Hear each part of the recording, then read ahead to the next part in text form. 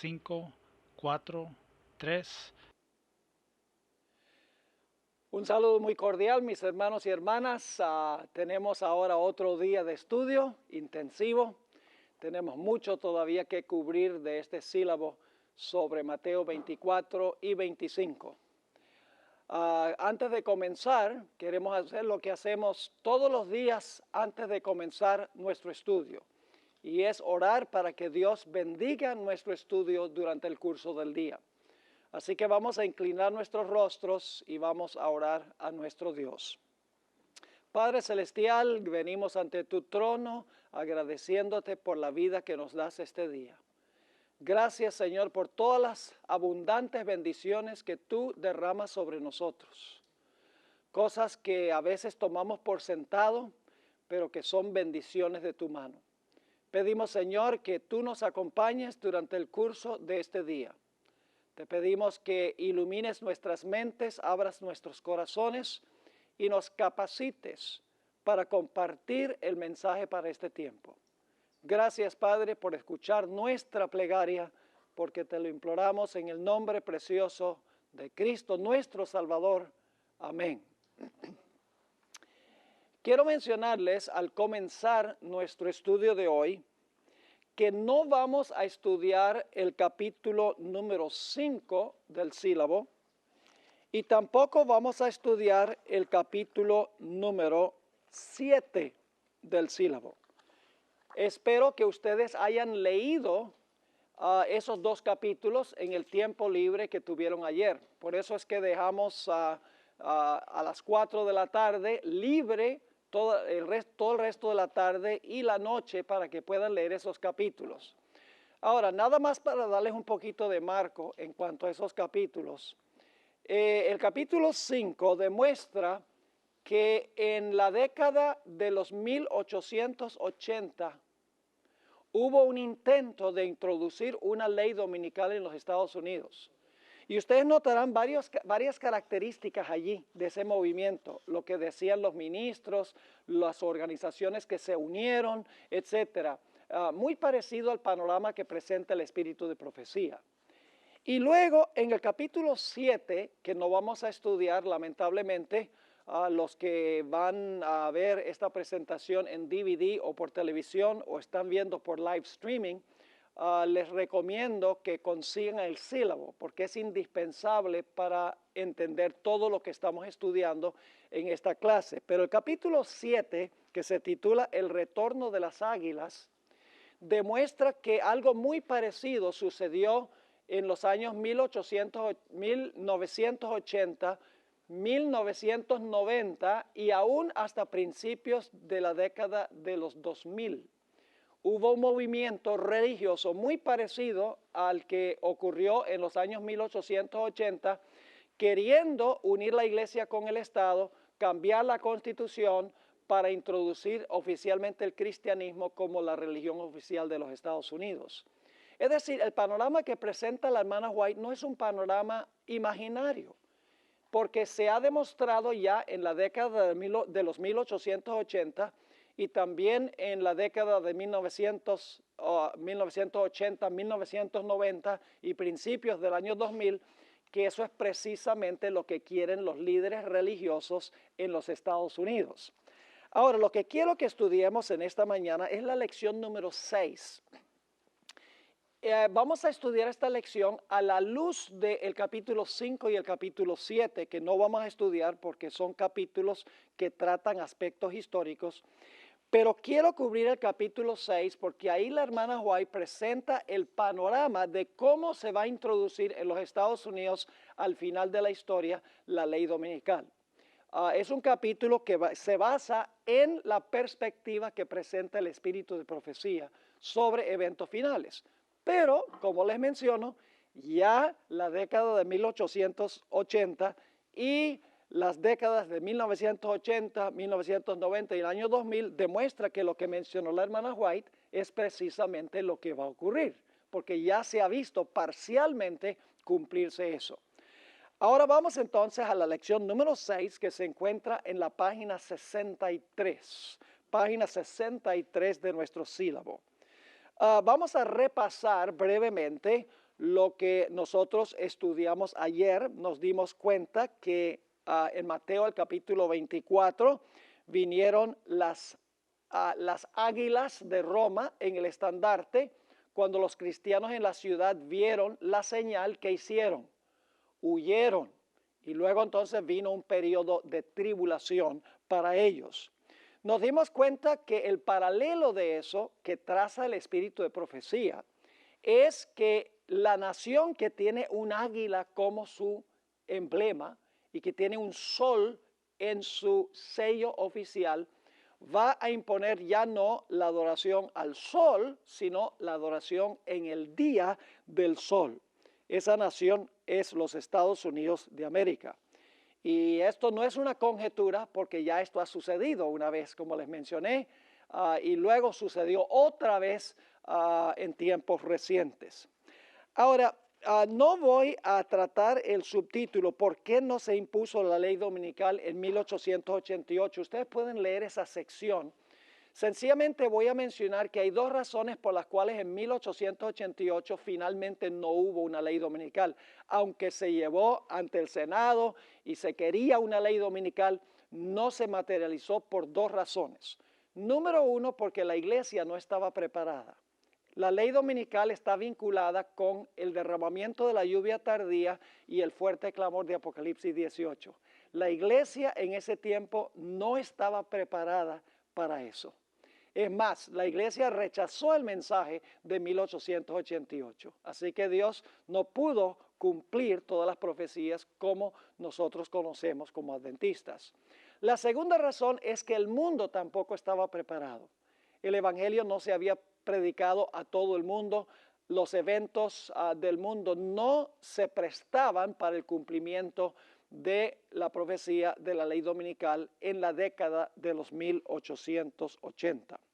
Lo que quiero hacer ahora es ir al pie de la página 64 y vamos a mirar el panorama profético del espíritu de profecía de cómo se va a implementar en los Estados Unidos la ley dominical. Y recuerden, ustedes van a notar, si leyeron esos dos capítulos, el 5 y el 7, inmediatamente se van a dar cuenta que lo que voy a mencionar ya ha sucedido antes en los Estados Unidos. Así que no es nada nuevo. Y va a suceder otra vez. Y yo creo que la próxima vez que se esté presionando por una ley dominical, ya no se va a suspender el intento. Creo que ya se va a implementar la ley dominical que dos veces anteriormente no se materializó. Así que vamos a ir por este material. En primer lugar, tenemos un resumen del panorama que presenta la hermana White. Y luego vamos a especificar leyendo algunas citas del espíritu de profecía. Vamos a seguir el material como lo encontramos en el sílabo. Según el espíritu de profecía, el gobierno de los Estados Unidos va a ser una imagen del papado al unir la iglesia con el Estado. Ustedes saben lo que es la imagen de la bestia, ¿verdad? La bestia es el papado. Una imagen de la bestia significaría una representación parecida a la iglesia romana. Ahora, ¿qué caracteriza al papado? Hay muchas cosas que ha hecho el papado, muchas características, pero hay una característica fundamental del papado y es que une la iglesia con el Estado. Es una iglesia y un Estado. Por eso puede usar poder político para imponer sus creencias religiosas. Es decir, la imagen de la bestia en los Estados Unidos significa que en los Estados Unidos se va a usar el Estado por parte de la iglesia para imponer observancias religiosas. En segundo lugar, las iglesias protestantes de los Estados Unidos, según el espíritu de profecía, convergerán en puntos de doctrina que tienen en común. No se unirán para establecer una sola iglesia, sino que se unirán con una misma causa. ¿Me están entendiendo lo que estoy diciendo? Es decir, no debemos esperar una mega iglesia, una sola denominación en los Estados Unidos. No, lo que va a suceder es que todas las iglesias se van a unir en puntos comunes de doctrina. Y si ustedes leyeron el capítulo 5 y el capítulo 7, ya vieron que este es el argumento que se usó dos veces. En tercer lugar, el espíritu de profecía nos dice que se hará un intento de cambiar o enmendar la Constitución de los Estados Unidos. Lo que hoy se consideraría inconstitucional, que es una ley dominical y una ley antisabática, se declarará constitucional. Es decir, leyes inconstitucionales, la Corte Suprema las va a declarar constitucionales. La bestia con cuernos de cordero, que representa libertad civil y libertad religiosa, hablará como un ¿qué? Hablará como un dragón. Y la gente dice, ¿cómo es que los Estados Unidos pueden tener esta idea de libertad civil y religiosa, separación de iglesia y Estado, y creer uno que va a llegar el momento en que va a repudiar la Constitución y va a unir la iglesia con el Estado? Eso sería inconstitucional. Pero en Apocalipsis 13 tenemos la contradicción. Es una bestia que tiene cuernos como de cordero, pero habla como un dragón al mismo tiempo. Es decir, la bestia de la tierra tiene las dos características, mientras que profesa una cosa, en realidad en la práctica hace otra. Otro punto, en la parte de arriba de la página 65, el Espíritu de Profecía nos dice que por no guardar el domingo como día de reposo, el remanente será culpado por los problemas que existen en el mundo natural, en el mundo social y en el mundo religioso. Se repetirá lo que ocurrió en los días de Elías. ¿Recuerdan en los días de Elías, cuando Elías vino a Acab y Acab le dijo, ¿eres tú el que alborotas a Israel? Estaban buscando a Elías, culpándolo, diciendo, si podemos deshacernos de él todo, estará bien, regresará la prosperidad. Sucederá también lo que hizo Nerón con los cristianos, cuando dijo que el declive del imperio se debía a los cristianos que estaban en el imperio. Entre 1864 y 1888, que fue la primera vez que procuraron implementar una ley dominical, la intranquilidad social que existía era por causa de la guerra civil. Ustedes saben que una guerra civil que desbarató en gran medida los Estados Unidos, dividió el norte del sur, murieron centenares de miles de ciudadanos de los Estados Unidos en esta guerra civil, y eso en realidad fue la turbulencia que existió en ese tiempo. Luego encontramos que el Espíritu de Profecía dice que los legisladores de los Estados Unidos, a fin de ganar el favor del pueblo, van a apoyar una ley dominical. Es decir, que los legisladores no van a estar de acuerdo en su corazón con la ley dominical, por lo menos muchos no van a estar de acuerdo. Pero por la presión del pueblo, los ministros mayormente sobre el pueblo, ellos van a acceder a una ley dominical por no perder su puesto político. Se va a repetir lo que sucedió con Poncio Pilato. Yo tengo una presentación sobre los eventos finales de Jesús y demuestro cómo en los días de Jesús se unió la iglesia con el poder civil. La iglesia apóstata judía apeló al gobierno romano para crucificar al Señor Jesucristo. Y Pilato 4 veces públicamente dijo, este hombre es inocente, este hombre no tiene ninguna culpa. Y sin embargo Pilato lo condenó. El líder político instigado por la iglesia condenó a Jesús por no perder su puesto político. Dijo, el pueblo le dijo, si tú no condenas a este hombre, no eres amigo de César. Es decir, te vamos a acusar con César y César te va a quitar de tu puesto político. Es interesante estudiar los eventos finales a la luz de los eventos finales de Jesús. Se va a repetir al pie de la letra lo que pasó con Jesús, con su pueblo también. Siguiente punto. Algunos congresistas apoyarán la ley dominical no por convicción, sino por temor a perder su posición política. Ahora escuchen bien. Según el Espíritu de Profecía, no debemos votar por candidatos que apoyan la unión de la iglesia con el Estado y la legislación religiosa. Dice ella que si votamos por tales candidatos, seremos responsables ante Dios por los pecados que cometen mientras ocupan su puesto político.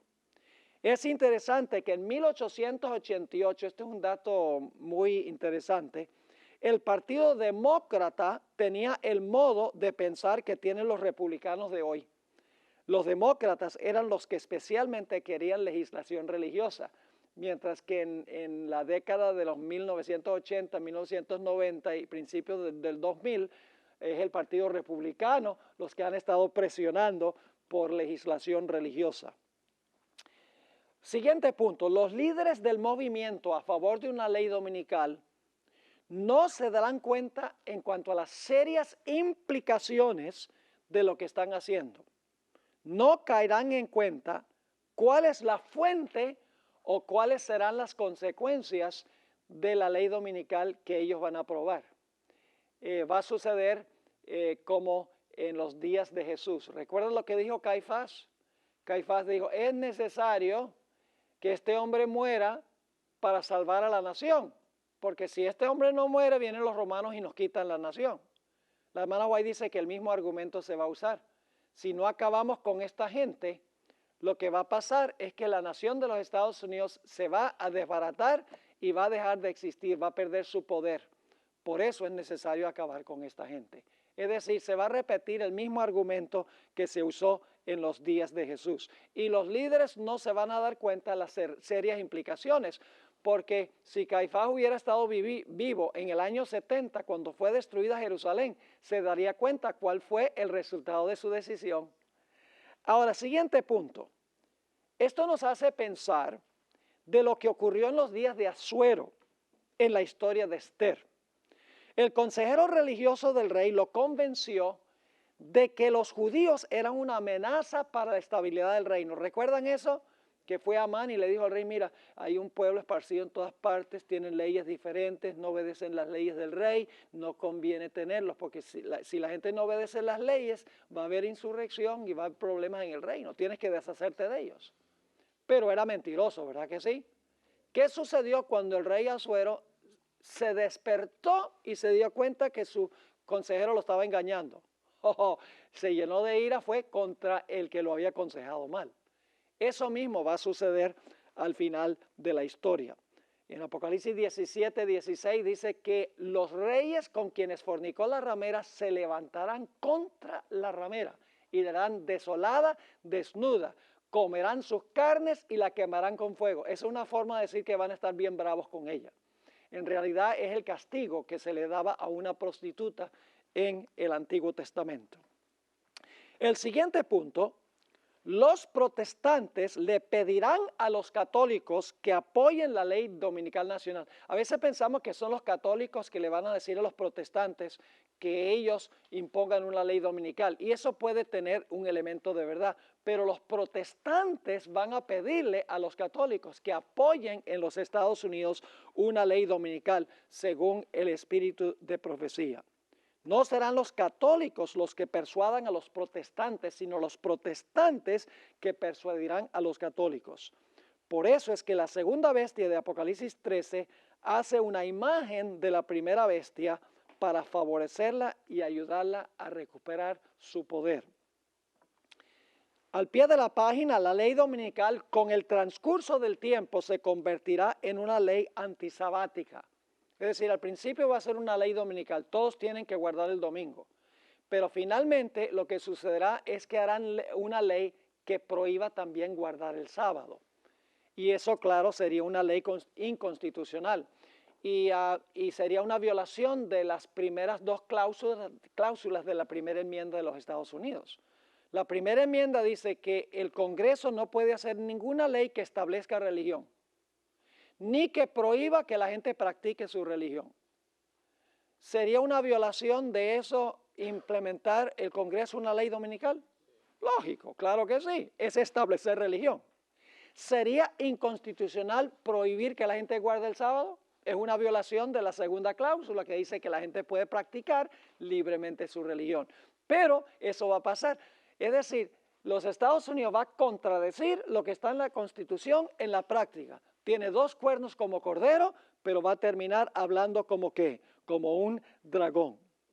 La sierva de Dios dice que se impondrá por la fuerza la marca de la bestia y se perseguirá a los que tienen el sello de Dios. Es decir, no solo se exigirá la observancia del domingo, sino que se prohibirá la observancia del sábado. Así, se pisotearán las primeras dos enmiendas, dos cláusulas de la primera enmienda a la Constitución de los Estados Unidos. Y saben, hay dos historias bíblicas que ilustran esto muy bien. Las primeras dos cláusulas de la primera enmienda a la Constitución. Esas historias están en Daniel 3 y Daniel 6.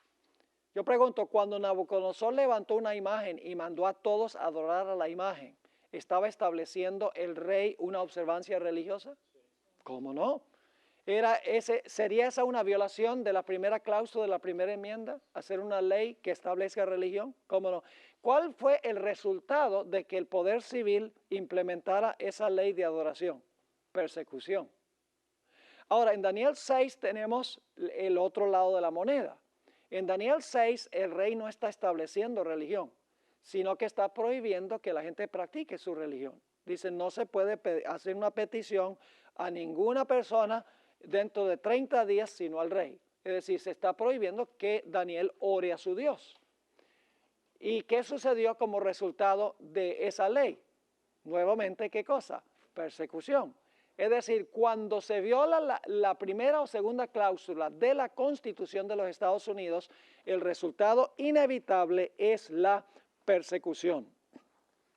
Estamos en la página 66. Se usarán métodos solapados y artificiosos para implementar una ley dominical. Siguiente punto. Se vincularán buenas causas con la legislación en favor de una ley dominical. Es decir, con la ley dominical va a haber buenas causas. En la década de los 1880, la ley dominical se vinculó muy estrechamente con la obra de temperancia. Dos grupos que abogaron más fuertemente en favor de una ley dominical fueron la Unión de Mujeres en favor de la temperancia y el Tercer Partido Prohibicionista, es decir, para prohibir el licor. Al final de la historia, tal vez las causas sean otras, como el matrimonio gay, como el aborto, la pobreza, el cambio climático y la familia. Pero el principio será el mismo. Buenas causas vinculadas con una ley dominical. Y la hermana White dice que no podemos apoyar las causas por las cuales abogan ellos, a pesar de que son buenas, porque están abogando junto con las causas buenas, están abogando por una ley dominical. ¿Está claro ese punto? Eso va a suceder.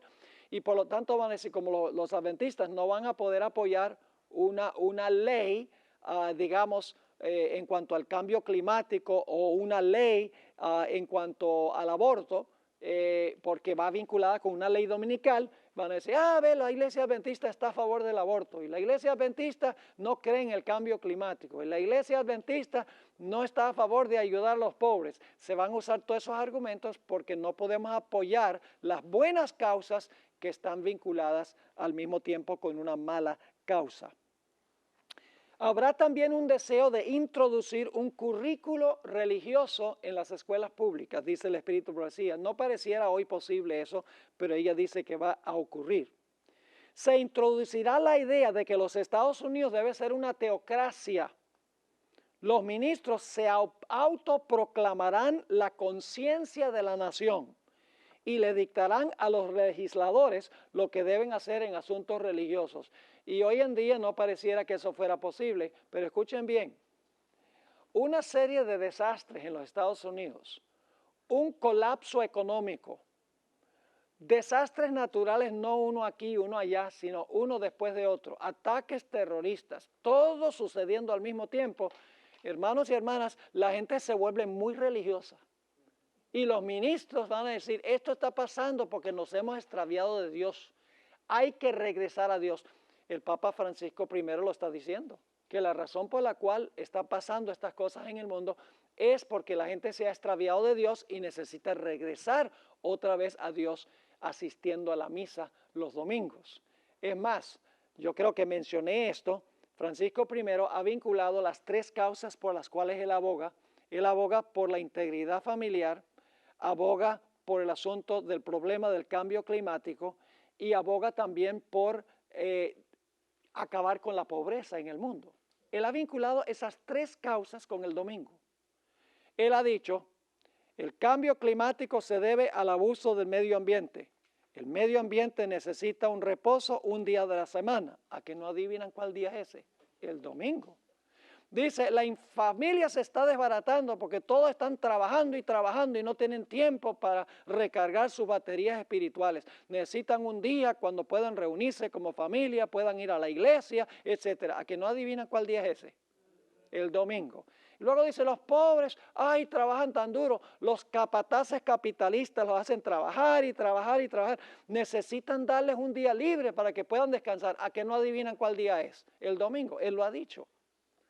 En otras palabras, hoy en día nosotros no vemos que los ministros tengan tanta influencia sobre el gobierno, pero eso va a cambiar por las circunstancias que van a existir en los Estados Unidos. Como en los días de Nehemías, cuando funcionaba la teocracia judía, habrá un sábado nacional que se hará cumplir por ley. El reconstruccionismo, no podemos hablar de eso detenidamente, quiere que los Estados Unidos haya una iglesia unida con el Estado como existía en la época colonial de los Estados Unidos. Recuerdan que en la época de la colonia, antes de que se ratificara la Constitución de los Estados Unidos, ellos tenían leyes dominicales en todas las colonias. La gente tenía que asistir a la iglesia los domingos. Es más, la gente le pagaba los diezmos al gobierno y el gobierno le pagaba a los ministros. Y cualquier persona que no pertenecía a la iglesia establecida de la colonia, que era la iglesia de los puritanos, la iglesia anglicana, no podía ocupar ningún puesto político. Solamente los que pertenecían a la iglesia podían tener un puesto político. Es decir, había una teocracia donde la iglesia y el Estado estaban unidos. El Espíritu de Profecía dice que eso va a pasar de nuevo. Sigue diciendo la hermana White, eventualmente todo el mundo seguirá en los pasos de los Estados Unidos y hará cumplir una ley dominical internacional. Es decir, la ley dominical nacional se volverá una ley dominical internacional. Apocalipsis 13:3 dice que todo el mundo se maravilló en pos de la bestia. Esto parece imposible ahora con los musulmanes, los budistas y los hindúes, pero sucederá.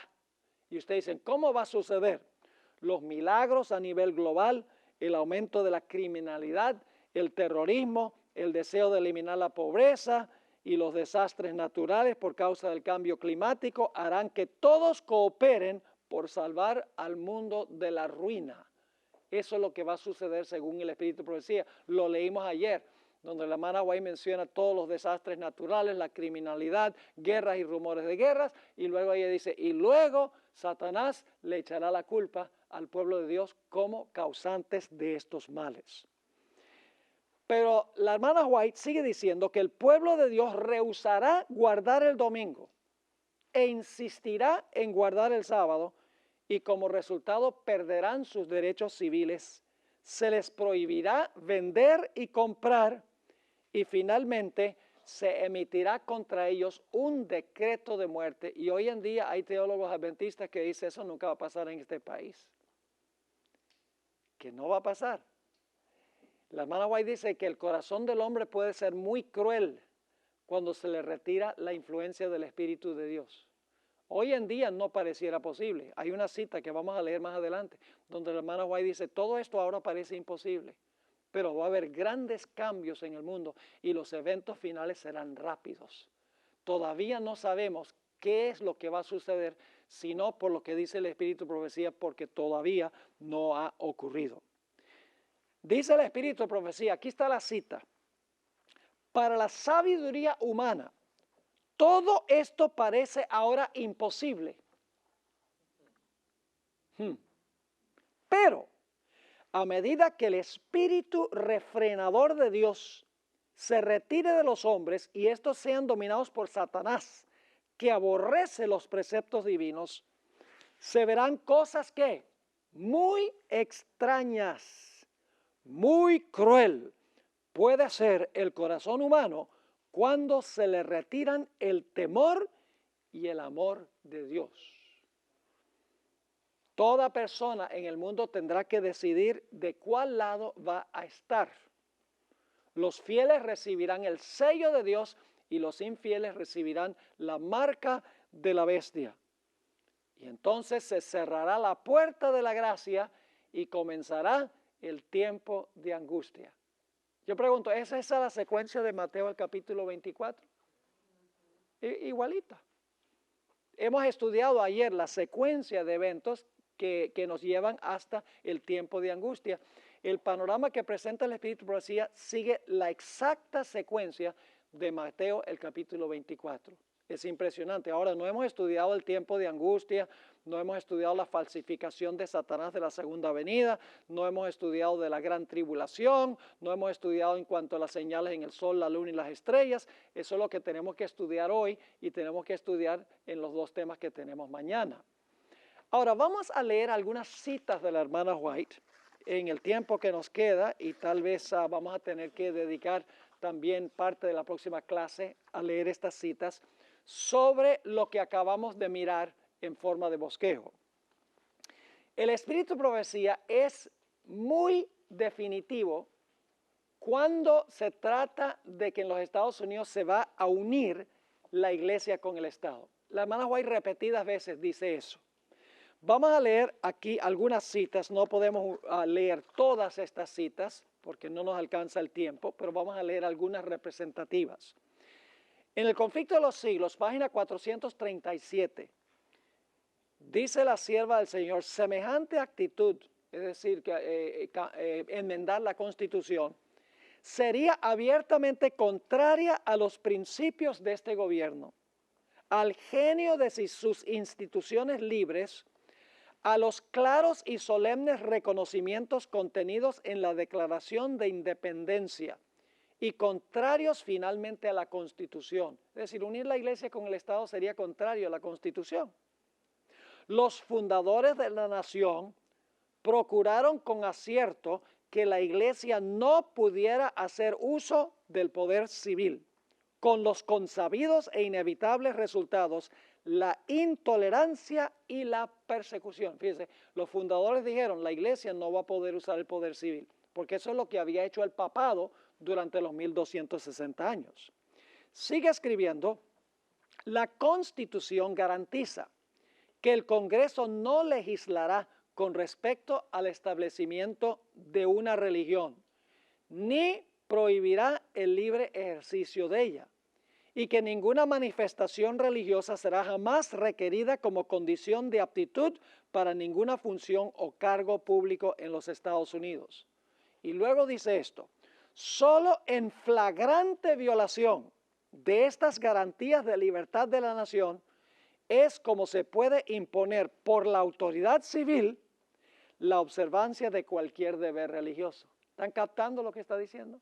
¿Sería una violación de la Constitución de los Estados Unidos una ley dominical? Cualquier niñito puede entender eso. Claramente. Porque la Constitución prohíbe que se establezca alguna observancia religiosa. Y prohíbe que el Congreso haga una ley que impida que la gente practique su religión. Pero es que la bestia dice que tiene dos cuernos como de cordero, es decir, en la Constitución se van a preservar esas ideas de libertad civil y religiosa, pero en la práctica se van a violar esos principios. En el Conflicto de los Siglos, página 567, dice la sierva del Señor, Roma tiene su mira puesta en el ¿qué? ¿Qué significa restablecer? ¿Usted puede restablecer algo que ya está establecido? No. ¿Qué quiere decir restablecimiento? Significa que en algún momento perdió su poder, ¿sí o no? ¿Cuándo perdió su poder? Cuando recibió la herida mortal. Roma tiene su mira puesta en el restablecimiento de su poder y tiende a, ¿qué cosa? Recuperar, fíjense las palabras que se usan, recuperar su supremacía perdida. Establezcase en los Estados Unidos el principio de que la iglesia puede emplear o dirigir el poder del Estado, que las leyes civiles pueden hacer obligatorias las observancias religiosas. En una palabra, que la autoridad de la iglesia con la del Estado debe dominar las conciencias y el triunfo de Roma quedará asegurado en la gran república de la América del Norte. Esa cita es muy significativa. Noten la siguiente cita, conflicto de los siglos 601. Una vez que el sábado llegue a ser el punto especial de controversia en toda la cristiandad y las autoridades religiosas y civiles ahí está otra vez la idea, se unan para imponer la observancia del domingo, la negativa persistente por parte de una pequeña minoría de ceder a la exigencia popular la convertirá en un objeto de execración universal. La siguiente cita, el Evangelismo, página 174. Cuando las iglesias protestantes se unan con el poder secular para sostener una falsa religión, a la cual se opusieron sus antepasados, soportando la más terrible persecución, entonces el día de descanso papal será hecho obligatorio por la autoridad combinada de la Iglesia y el Estado. Habrá una apostasía nacional que determinará tan solo la ruina nacional. Esa es la abominación asoladora. La abominación es el falso día de reposo y la desolación es la destrucción o la ruina que viene como resultado. ¿Les quedó claro ese punto cuando lo estudiamos ayer? Ahora, vamos a la siguiente página, la página 68. La hermana White repetidas veces dice que los que van a querer una ley dominical están andando a ciegas, no saben lo que están haciendo. Solo se darán cuenta de las implicaciones ya cuando sea demasiado tarde. Ellos mismos no saben lo serio que es implementar legislación religiosa. En el tomo 5 de los testimonios, página 665, dice ella, son muchos los que, aún entre los empeñados en este movimiento para imponer el domingo, están ciegos en cuanto a los resultados que seguirán a esta acción. No ven que están atentando directamente contra la libertad religiosa, es decir, están andando a ciegas. En la Review and Herald, enero 1, 1889, ella habla de una fuerza subterránea que está causando esto. Una fuerza satánica está propulsando el movimiento a favor del domingo. Pero obra ¿cómo? Ocultamente. Aún los hombres que están activos en esta obra están ¿qué? Enceguecidos en cuanto a los resultados que resultarán de su movimiento, los resultados que vendrán de su movimiento. Es que los que quieren la ley dominical ni siquiera se dan cuenta de dónde viene esta idea ni a dónde va a conducir esta idea. ¿Cómo va a conducir a la ruina nacional? Testimonios para la Iglesia, tomo 5, página 427. Esta es mi cita favorita en cuanto a los peligros que representa una ley dominical. Dice, el movimiento en favor del domingo se está abriendo paso ¿cómo? En las tinieblas. Los dirigentes están ocultando el fin verdadero. Y muchos de los que se unen al movimiento no ven ellos mismos hacia dónde tiende la corriente que se hace sentir por debajo de cuerdas. Los fines que profesan son benignos y aparentemente cristianos, pero cuando hablen se revelará el espíritu del dragón. Es decir, este movimiento se está realizando ¿cómo? Se está realizando por subterfugio, por debajo de cuerdas. Los mismos individuos que quieren esta ley dominical no entienden las implicaciones de lo que ellos quieren. Ahora, quiero que noten que los protestantes le darán la mano al papado. A veces pensamos que el papado es el que va a insistir en unirse con los protestantes. No, no, no. Los protestantes son los que van a tender la mano para querer unirse con el poder papal. Noten lo que dice en Eventos de los Últimos Días, página 132.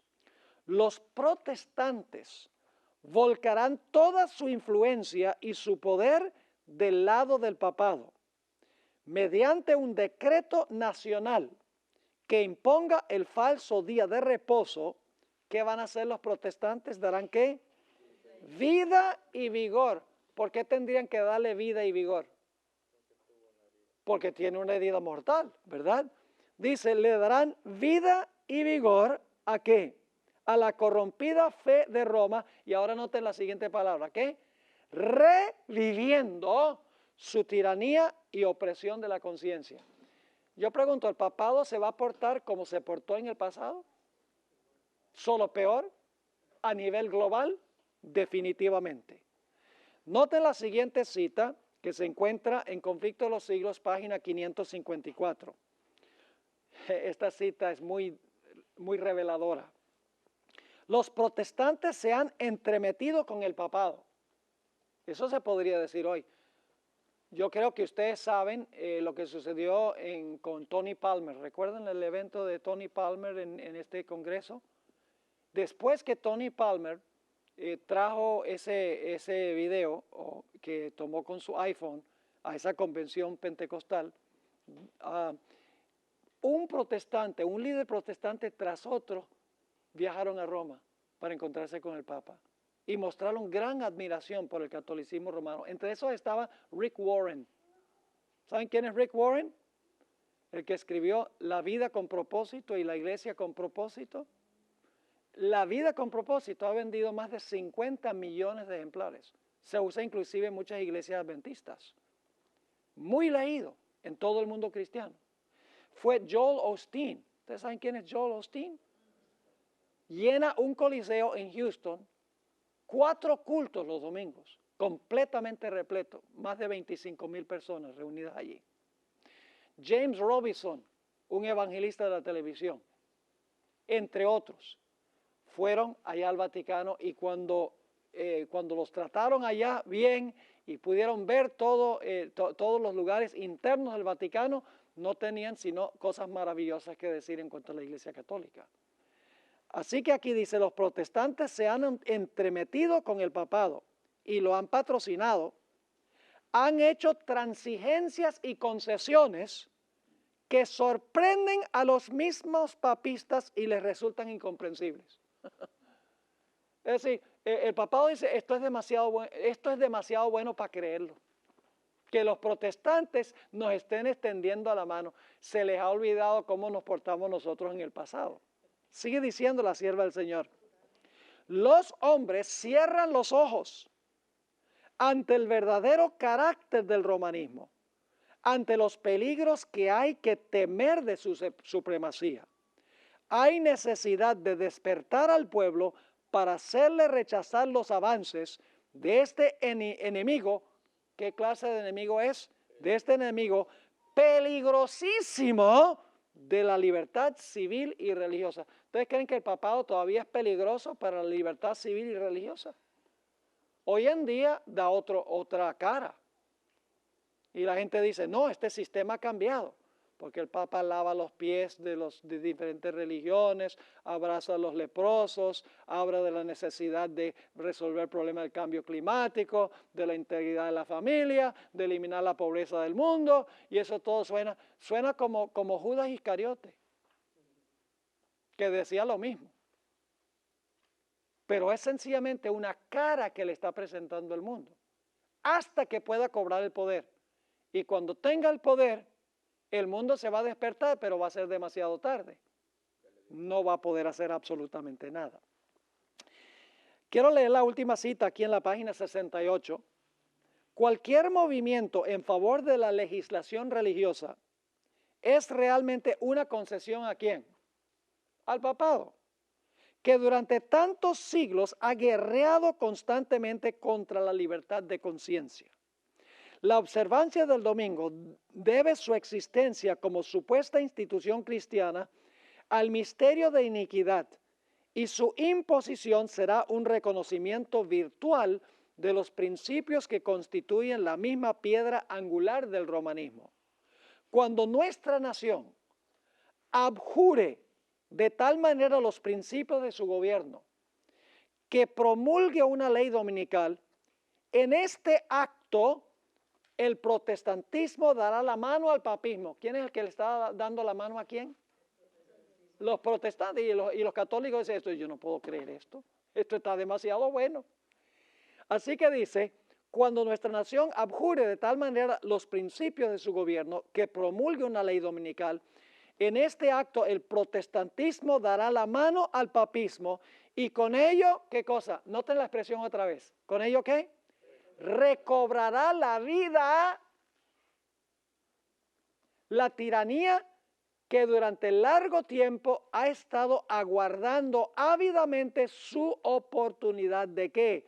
De resurgir en activo despotismo. Y hoy en día la gente dice, no, el papado ha cambiado, eso nunca puede pasar. El pastor Bohr es un alarmista. Los que están predicando esto, ellos no se dan cuenta que el papado hoy no es el mismo papado del pasado. Mis hermanos y hermanas deben preguntarles, ¿cuántos dogmas ha cambiado la Iglesia Católica? ¿Todavía dice que el domingo es el día de reposo? ¿Todavía dice que hay que confesar los pecados del sacerdote? ¿Todavía dice que Cristo es sacrificado en la misa? ¿Todavía enseña que debemos bautizar infantes? ¿Todavía enseña que los sacerdotes no se pueden casar? ¿Todavía enseña todos los dogmas que siempre ha enseñado? Sí. ¿Qué cambio ha habido? Un cambio cosmético.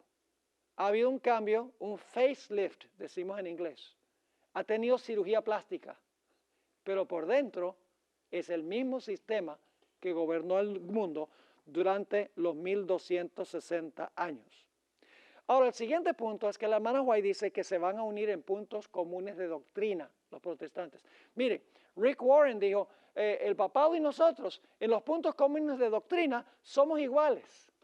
Así mismo lo dijo, entre otros líderes protestantes de hoy en día. La hermana White profetizó en el Conflicto de los Siglos, página 439, muchos consideran la gran diversidad de creencias en las iglesias protestantes como prueba terminante de que nunca se procurará asegurar una uniformidad forzada. Pero desde hace años se viene notando entre las iglesias protestantes un poderoso y creciente sentimiento en favor de una, ahora fíjense esto, de una unión basada ¿en qué? En puntos comunes de doctrina. Eso está pasando hoy en día. Para asegurar tal unión, debe necesariamente evitarse toda discusión de asuntos en los cuales todos no están de acuerdo, por importantes que sean desde el punto de vista bíblico. Es decir, no hablemos sobre las doctrinas que nos distinguen, hablemos de lo que tenemos en común y unámonos. Yo pregunto, en los días de Jesús, ¿había muchas diferentes denominaciones judías? Sí, estaban los fariseos y los saduceos, los esenios, los celotes, los herodianos. Había muchas diferentes sectas. Pero yo pregunto, cuando se trató de eliminar a Jesús, ¿echaron a un lado todas sus diferencias y se unieron con un mismo fin? ¿Cómo no? ¿Y qué nos hace pensar que no va a pasar lo mismo en el futuro? Aquí hay otra cita, página 439 también.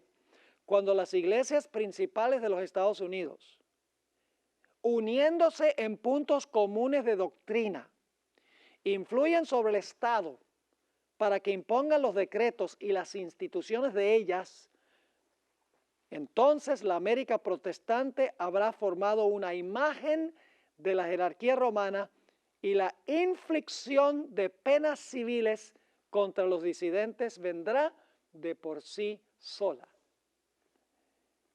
En el Conflicto de los Siglos 551, la sierva de Dios dice también, entre los protestantes está ganando terreno la opinión de que al fin y al cabo en los puntos vitales las divergencias no son tan grandes como se suponía y que unas pequeñas concesiones de su parte los pondrían en mejor comprensión con Roma.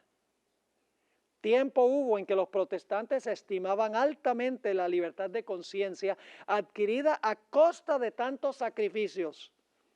Enseñaban a sus hijos a tener en aborrecimiento al papado y sostenían que tratar de congeniar con Roma equivaldría a traicionar la causa de Dios. Pero cuán diferentes son los sentimientos expresados hoy. ¿Tiene razón la hermana Juan en lo que está diciendo? Oh, ¿cómo no? Si están ustedes leyendo los periódicos, se van a dar cuenta que esto es precisamente lo que está pasando. Los protestantes miran muy favorablemente el papado hoy en día, porque creen que el papado ha cambiado. Ahora, ¿qué papel jugará el clero? No estudiamos nosotros los eventos finales de Jesús, pero saben, en Mateo el capítulo 27 y el versículo 20, dice que los líderes religiosos influyeron sobre el pueblo para apelar a Pilato para que crucificara a Jesús. Es decir, ¿quiénes están detrás de todo esto? Los líderes espirituales, los ministros. Animan a la turba de apelar al poder civil para la muerte de Jesús. Y así va a pasar al final de la historia. Noten esta cita que se encuentra en Review and Herald, diciembre 24, 1889. Estas que están en Review and Herald y Signs of the Times, yo las busqué en español. No están en ninguna fuente en español, así que yo tuve que traducirlas. Dice lo siguiente: planes de suma importancia para el pueblo de Dios están avanzando de una manera que solapada entre los ministros de las varias denominaciones. Y el objetivo de las maniobras secretas es ganar, ¿qué cosa? El favor popular. ¿Qué quiere decir eso? Que los ministros quieren ganar el favor popular. La gente, ¿verdad? Ganar el favor popular en pro de la santidad del domingo. Si se puede convencer al pueblo que favorezca una ley dominical, entonces los ministros se han propuesto a unirse y a usar toda su influencia para obtener una enmienda religiosa a la Constitución que obligue a la nación a guardar el domingo. ¿Dónde radica primordialmente el problema? ¿Con el pueblo o con los ministros del pueblo? Con los ministros del pueblo, exactamente. Ahora, yo pregunto, ¿los políticos van a acceder a los gritos del pueblo? ¿Cómo no? Noten esta cita que encontramos en el Conflicto de los Siglos, página 578. Los dignatarios de la Iglesia y del Estado se unirán para hacer que todos honren el domingo, y para ello apelarán al cohecho, a la persuasión o a la fuerza. La falta de autoridad divina se suplirá con ordenanzas abrumadoras. Y ahora yo me pregunto qué escribiría hoy. La corrupción política. Claro, eso no existe hoy en día, ¿verdad? Intensificado, hermanos y hermanas. La corrupción política está destruyendo el amor a la justicia y el respeto a la verdad. Y hasta en los Estados Unidos de la Libre América se verá a los representantes del pueblo y a los legisladores tratar de asegurarse, ¿qué cosa? El favor público. ¿Qué significa eso? Que van a tratar de ganar el favor público. Si la gente lo quiere, porque los ministros le dicen a sus iglesias que eso es lo que tienen que hacer, entonces los políticos van a decir, hay que hacer lo que el pueblo quiere, porque si no, no van a votar por nosotros. El propósito es ganar votos. Ustedes saben que ese es el propósito de los políticos. Los políticos dirían cualquier cosa y harían cualquier cosa para ganar votos. Y eso es lo que está diciendo la sierva de Dios. Dice, hasta en los Estados Unidos de la Libre América se verá a los representantes del pueblo y a los legisladores tratar de asegurarse el favor público, doblegándose a las exigencias populares por una ley que imponga la observancia del domingo. La libertad de conciencia que con tantos sacrificios ha costado no será ya respetada. No voy a leer la siguiente cita en su totalidad, solamente la parte de abajo de la cita, eventos de los últimos días 131. La hermana White dice que no debemos votar por candidatos que enseñen que se debe unir la iglesia con el Estado y que debe haber legislación religiosa.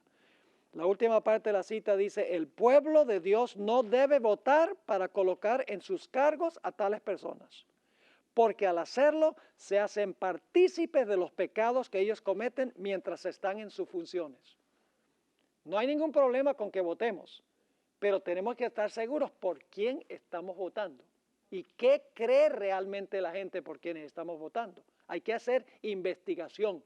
Es decir, no solamente debemos votar porque un candidato es más simpático o porque dice cosas que nos gusta escuchar. Hay que hacer investigación para ver qué creen ellos en cuanto a la Constitución, a la libertad religiosa y civil, al asunto de la unión de la Iglesia con el Estado, etc. La hermana White también dijo que no debemos nosotros votar por candidatos que quieren introducir un currículo religioso en las escuelas públicas. Dice ella, hablando de lo que querían hacer en la década de los 1880, esto está en el Watchman, mayo 1, 1906, el esfuerzo que hace ahora la Iglesia por convencer al Estado que introduzca la enseñanza del cristianismo a las escuelas públicas no es sino un reavivamiento de la doctrina de obligación en asuntos religiosos y como tal es anticristiana. Y usted dice, pero ¿por qué sería anticristiana?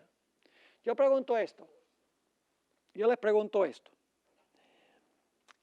Si en la Constitución se pusiera que esta es una nación cristiana, ¿sería esa una violación de la primera enmienda de la Constitución? ¿Sería establecer una religión? Claro. ¿Sería inconstitucional entonces? ¿Cómo no? Introducir currículo cristiano en las escuelas públicas, que son financiadas por el gobierno, ¿sería inconstitucional? Claro. ¿Y qué pasa con los niños budistas que van a la escuela pública? ¿Qué pasa con los niños musulmanes que van a la escuela pública? ¿Qué sucede con los niños de otras religiones que van a la escuela pública? Entonces, ¿a ellos hay que inculcarles la religión cristiana? No, sería inconstitucional. Y la hermana White lo entendió. Ahora, no significa por eso que estamos en contra del cristianismo. Pero ¿dónde se debe enseñar el cristianismo? Se debe enseñar en el hogar, se debe enseñar en la iglesia. Y si nuestros miembros estuvieran mandando a sus hijos a las escuelas de iglesia, no tendrían ese problema. Nunca fue el plan de Dios que nosotros enviáramos nuestros hijos a las escuelas públicas. Dios quería que tuviéramos nuestro propio sistema de escuelas adventistas donde se pudiera inculcar la forma de pensar de la iglesia adventista, pero hoy en día los padres dicen es mucho mejor mandarlos a las escuelas públicas porque sale gratis, pero a la larga les va a salir bien caro, porque muchos padres pierden a sus hijos. Continuaremos pues estudiando lo que dice la hermana White en la siguiente sesión.